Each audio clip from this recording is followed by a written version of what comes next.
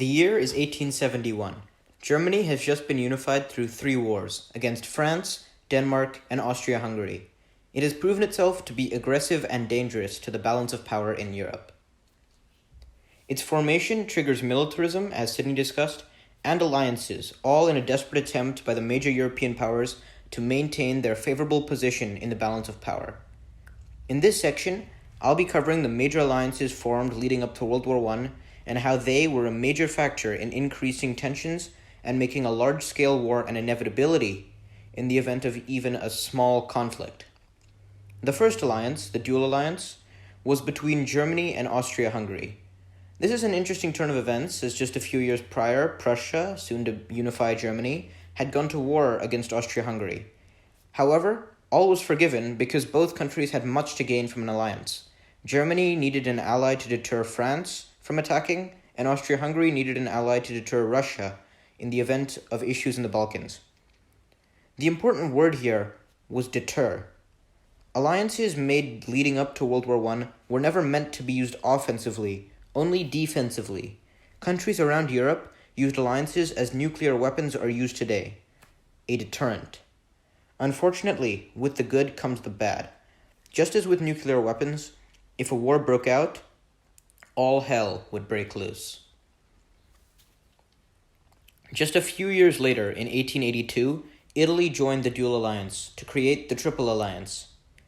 Italy's choice to join was a political move against France, which it had just had colonial issues with in North Africa, as Italy wanted to establish an empire there, but France wouldn't budge. The analogy of nuclear weapons also helps explain France, Russia, and Britain's response to the Triple Alliance.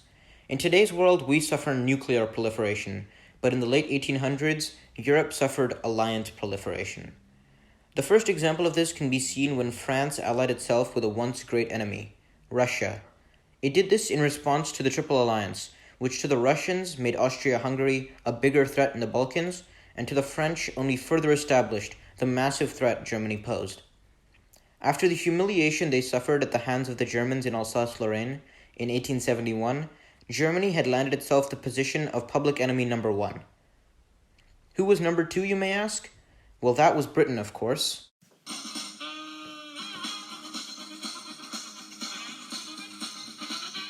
So yeah, but all that was about to change.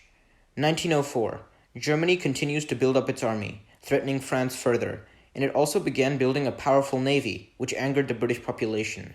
So now, 2 countries who had warred for hundreds of years were brought under a common hate, Germany. If you haven't guessed, this will be a common theme in the formation of the Triple Entente. Anyways, they were brought together under the Entente Cordiale, which cleared the air between the two and solved many colonial issues. Speaking of the Triple Entente, 1907, Russia allies itself with Britain due to the ever-growing threat of Germany, inadvertently creating the Triple Entente. The alliance also solved imperialist issues in Central Asia. To conclude, the formation of the Triple Entente and the Triple Alliance further split an already divided continent. Alliances did not cause the war. As stated previously, they were a deterrent of war. However, the moment Austria-Hungary declared war on Serbia, alliances were brought into play, and the rest is history. Therefore, alliances did not cause the war. Instead, they caused the World War. The countries pulled into the conflict through their alliances also pulled in the people that they were subjugating all over the world. Take India, for example. Because it was controlled by Britain, it had to send 1.5 million troops to the Western Front, East Africa, Mesopotamia, Egypt, and Gallipoli, 50,000 of which died.